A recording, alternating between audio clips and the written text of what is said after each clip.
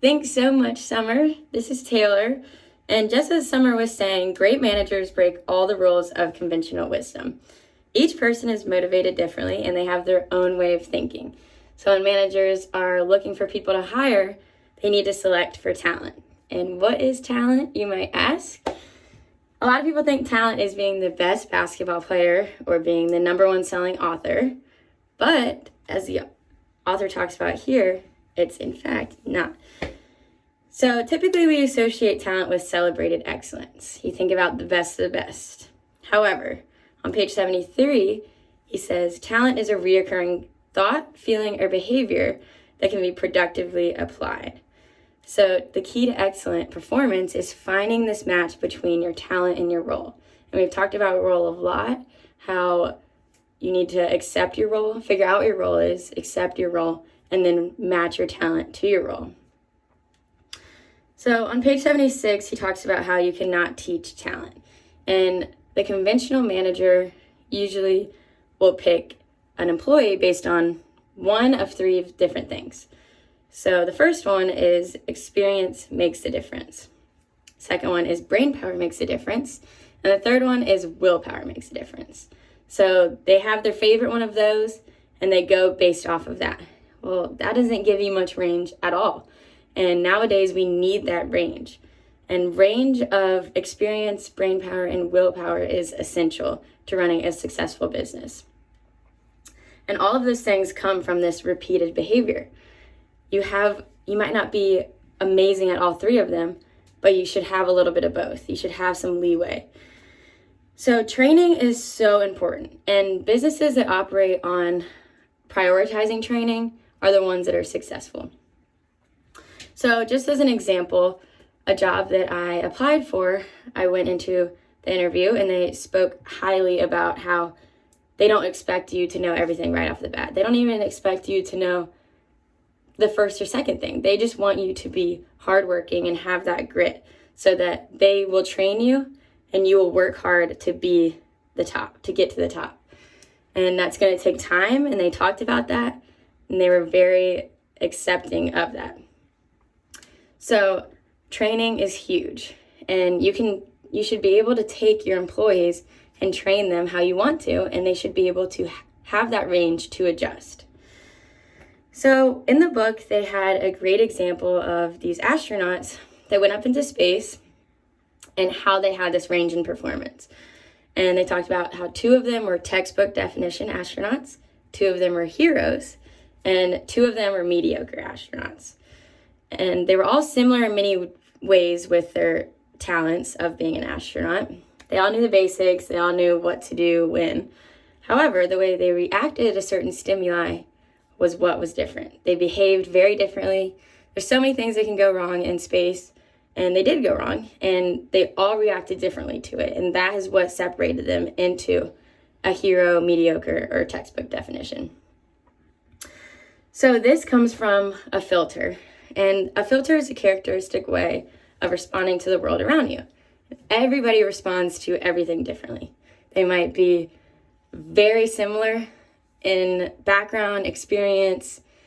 They might even have the same willpower and brain power, but they're not going to respond to stimuli the same exact way. People have different feelings, people have different emotions. People don't respond the same exact way, no matter how similar they are. So with the filter, you basically decide in a split second which stimuli to notice and which stimuli to ignore, which one you care about more. You prioritize things. It's the source of your talents, and it is what makes you unique.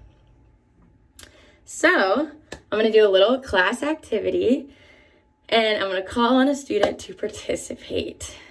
So let me just look around real quick. Oh, awesome. Our guest student for the day, Brooke Hayden. Thank you so much for joining me today, Brooke. Hello. All right, so Brooke and I have been roommates for 4 years, and we've been on the same UMBC volleyball team for 4 years. We're super similar, and we're basically the same person. Am I right? Right. Yes. So, Brooke, I just want you to answer these couple questions on how you would respond to each situation, and I'll provide my answers as well to compare. Okay. All right, ready? Mm-hmm. Okay, so What would you do if there's crazy turbulence on a plane? How would you respond? Nothing happened. I'd just continue either watching my movie or listening to music. Awesome. So I would not respond that way. I would be looking out the window, just praying to the Lord Jesus above that the plane would not crash. That makes my heart race, makes me anxious. All right, next one. The boss is rude to a coworker in front of everybody. Do you confront him in front of everybody, or do you go up to the person later? What would you do? I would confront them once they're alone. I wouldn't do it in front of everybody. All right. So that's probably a normal person answer. For me, I can't really keep my emotions inside. You can really read my face if I don't agree with something. So you lose your favorite shirt. What do you do? Look for it. If I don't find it, it's gone. Gotta find a new favorite shirt. All right. I would probably tell everybody how sad I was and then cry for a little bit. And then probably after a week, I'd maybe get over it. Maybe. All right. Someone cuts you off while driving. Just a simple honk will do for me. All right.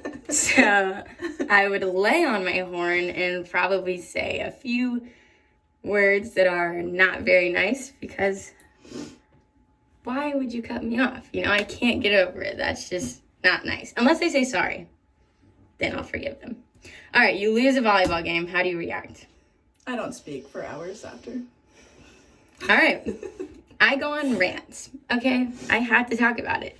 I had to get it out, and we both are very mad about, we're both very competitive, but we handle it very differently when we lose.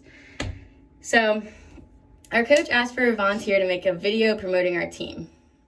No. Coach knows. Just don't ask me. I'm not doing it. And coach would probably ask me because I love to talk. So that is a great example. Me and Brooke know each other very well. We have very similar backgrounds.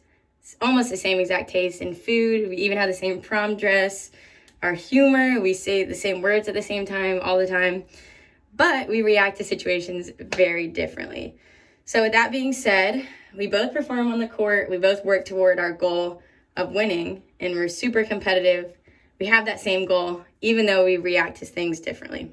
Same stimuli, different reactions, different performance. Just because they responded to situations differently doesn't mean they can't be successful together. And I'm going to leave you with a quote from page 83 that describes someone that managers should be searching for, and that is willingness to transform themselves through learning and self-discipline. All right, now I'm passing it off to Sandy. Thanks, guys.